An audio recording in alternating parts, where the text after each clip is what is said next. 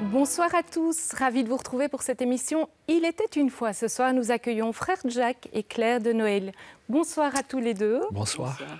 Vous venez de publier Libre et léger avec Saint François. Alors, pourquoi avoir écrit ce livre à deux et que vous apporte ce double regard, Frère Jacques? Donc nous avons écrit ce livre à deux. On sait déjà, c'est notre deuxième livre que nous avons écrit ensemble. Et donc, on a eu une belle collaboration entre Claire et moi. On est tous les deux engagés dans la spiritualité franciscaine. Moi, je suis un frère franciscain et elle baigne depuis tout un temps dans la spiritualité de Saint François. Et puis, on voulait l'écrire parce que moi, en tant que frère, écrire un livre avec l'apport d'une femme mariée, laïque, ça ajoute beaucoup à l'écriture. C'est une autre manière d'envisager le monde, vous complétez quelque part? Tout à fait. Claire, même perception pour vous? C'est intéressant d'avoir ce double regard à la fois de religieux et de mère de famille? Tout à fait, donc on est parti d'expériences très personnelles de frère Jacques et de laïcs franciscains.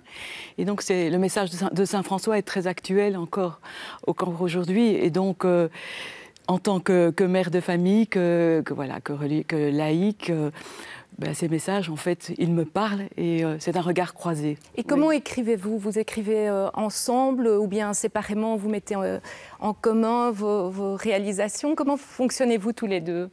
Bonne question.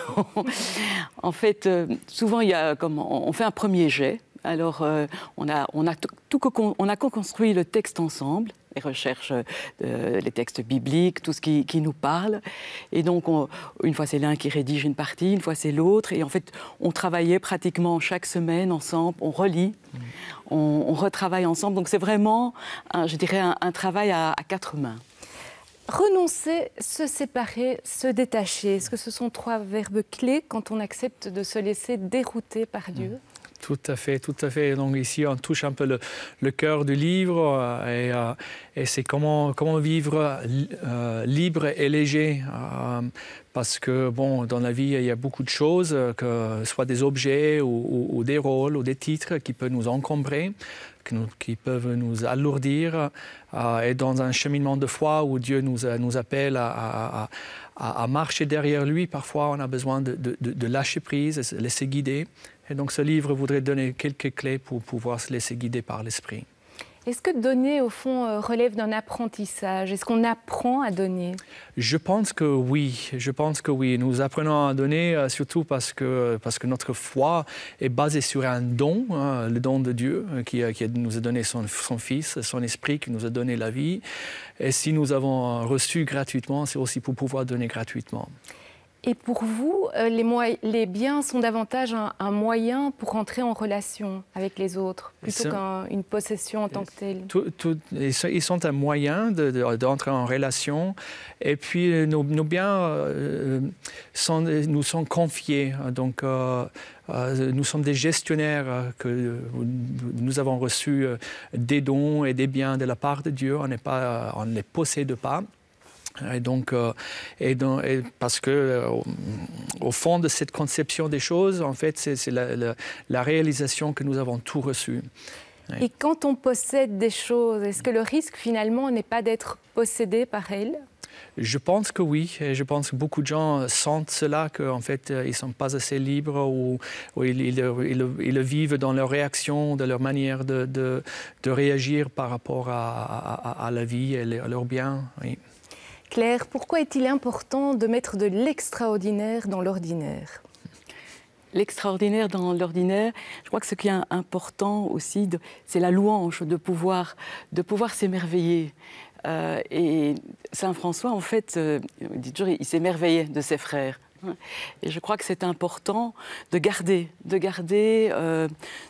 cette capacité à pouvoir s'émerveiller aussi bien de la nature, à pouvoir s'émerveiller des qualités des personnes, des frères qui sont à nos côtés. Et c'est une façon, entre autres, de mettre de l'extraordinaire dans l'ordinaire. C'est ce qui vous touche dans la spiritualité franciscaine ? Je dirais que ce qui me touche surtout, en fait, vous avez parlé avec Frère Jacques des biens.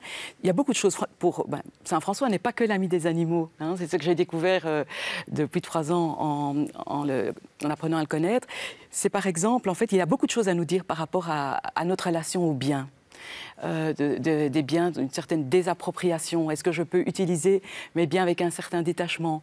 Est-ce que finalement je vais perdre la paix de l'âme si je les prête et qu'on me les rend un peu abîmés, par exemple? C'est les biens qui nous servent finalement pour rentrer en lien, pour partager. Tout ça, c'est une des choses qui me touche, mais il y en a bien d'autres. Oui. Frère Jacques, pensez-vous que nous sommes tous pauvres de quelque chose? Je pense que oui, une personne a la plénitude en soi. Et donc, en fait, une spiritualité franciscaine, la conscience d'être pauvre, d'avoir besoin de ne pas suffire à soi-même, est très importante. Donc, nous avons besoin de Dieu, nous avons besoin l'un l'autre. Et donc, on est pauvre aussi dans la mesure où, encore une fois, nous avons reçu. Et nous ne le possédons pas en soi. Oui. Vous êtes frère franciscain et les frères franciscains sont appelés les frères mineurs. Ce n'est pas par hasard ni anodin. Non, c'était le désir de Saint François que ses frères soient petits devant Dieu, soient petits devant les autres. Justement pour ne pas tomber dans certaines dérives qui peuvent être l'orgueil ou l'emprise sur les autres, mais vivre dans un esprit de service. Oui. Vous évoquiez la louange. Hein. Est-ce que c'est important d'avoir cette prière comme force, comme moteur ? Personnellement, oui. Pour moi, c'est important. Et au fond, c'est ce que j'ai finalement appris et découvert en découvrant François et en faisant partie aussi d'une communauté franciscaine, d'une fraternité, comme on dit. C'est l'importance de la louange. Et alors, il y a un auteur franciscain qui dit « la louange, l'anti-selfie ». Et je trouve ça très vrai. C'est que finalement, la louange, on rend grâce. Et c'est quelque chose d'important dans une vie de prière, oui. Donc vous l'évoquiez tout à l'heure, hein, vous avez déjà écrit un premier livre qui était « Marcher vers l'inconnu ». Le fait d'avoir poursuivi cette aventure à 4 mains, c'était important pour vous deux ? Moi, je pense que oui. On dit, je le dis en anglais, if it isn't broken, don't fix it. Si les choses marchent, ne le change pas. Et donc, le premier livre a eu un grand succès. A été apprécié par beaucoup de gens et donc ça m'a confirmé de faire le deuxième livre encore avec Claire. Oui. Et ce nouveau livre, Libre et léger avec Saint François, il s'adresse à qui ? Moi, je pense que le livre s'adresse à tout chrétien qui voudrait suivre Jésus de plus près, qui se pose des questions, comment me laisser guider par Dieu, quel rapport devrais-je avoir avec mon travail, avec mes biens. Et puis, je pense aussi que ce livre s'adresse à ceux qui voudraient connaître un peu Saint François, un peu plus, et sa spiritualité. Eh bien, merci à tous les deux, Claire de Noël, Frère Jacques. Merci. Le livre Libre et léger avec Saint François a été publié aux éditions des Béatitudes. Merci à vous de nous avoir suivis. Si vous souhaitez revoir cette émission ou une précédente, il suffit de vous rendre sur le site Ovio ou sur celui de Catobel. À très bientôt pour une prochaine rencontre. Merci.